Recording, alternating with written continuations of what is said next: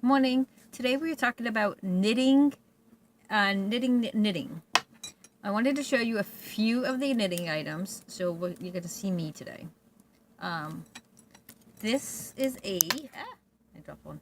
This is a circular knitting needle. As you can tell, it has a long tube on it. This one's actually a pretty long one. They come in different size tubes, and this is a 4 millimeter. It's one of my basic ones. They come in smaller size, and this one's a smaller one. This is a 2 millimeter, so the needles are very small. They come in bigger sizes as well.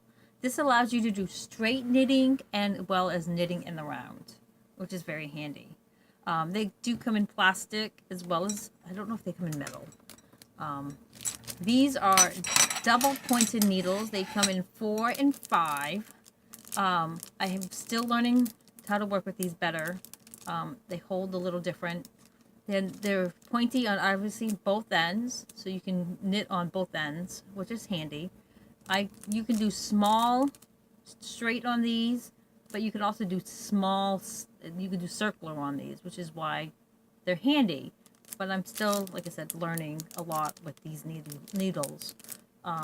They're good for in the round. We have to do small. You have to start small in the rounds and then work our way up. But like I said, I still have a lot to learn when knitting in the round with these. This is a 5 millimeter, and then this is a 3.5 millimeter. Again, I prefer bamboo, but this is a straight needle. This one is metal. A lot of my straight needles are metal. I think I have a few plastic ones. This is an 8. I wanted to give you an idea about the different how big needles get. This one's an 8. I do use the straights when I have to do a long hook. Sometimes with dark colors because it's good to have the bright pink. Needles come in sizes. Like I said, this is an 8, but 8 is the U.S. term. They also come in metric, so this would be a 5 millimeter.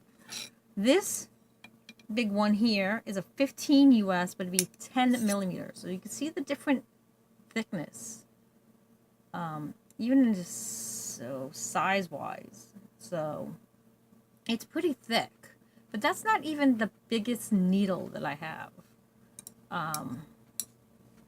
So if you can think you think that's a pretty thick needle, so you're gonna get pretty big loops. My biggest needle is this baby. So he is a 19. I'm actually not even sure what the millimeter is on him. So you can see they definitely come in different thicknesses. I've never actually used this one. I think 8 might be my biggest, 5 millimeter. So he would probably be great for blankets, doing like with the big bulky yarn. I do have a plastic one. He's 14 inches long, and he is US 17, and he is 12 3/4 millimeters. So this one is bigger than that, so he would have to be, and he's a 19, so he would be bigger than that. I'm not sure when this is going to cut out. So we have your usual terms: cast on, bind off, knit and purl are your basic terms. I will send out emails to those who are interested in the cheat sheet, like I did for the crochet. I will show the different videos of the ones I know how, like I did for the crochet, and then as I learn, I will show you guys.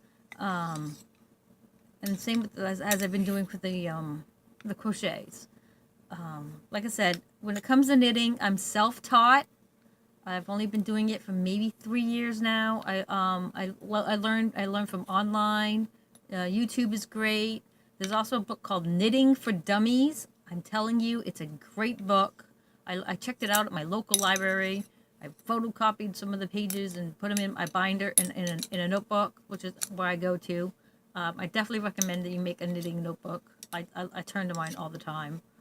I started to learn to knit because I wanted to make something, and I love it. Washcloths, dishcloths are great to learn. They are just knitting and purling. And once you get knitting and purling down, you can do dishcloths so easily, and you can do pictures in them. And that's what I do. You put pictures in the dishcloth because they're just knit and pearls. Once you learn it, you can put all kinds of fun designs in dishcloths. And all it is knitting and pearls. You just change up the knitting and pearls, and you can add fun designs in the dishcloths. And they make great gifts and at craft fairs and stuff. But most people look for the traditional dishcloths. But that's a good way to learn knitting, and knitting is make the little dishcloths.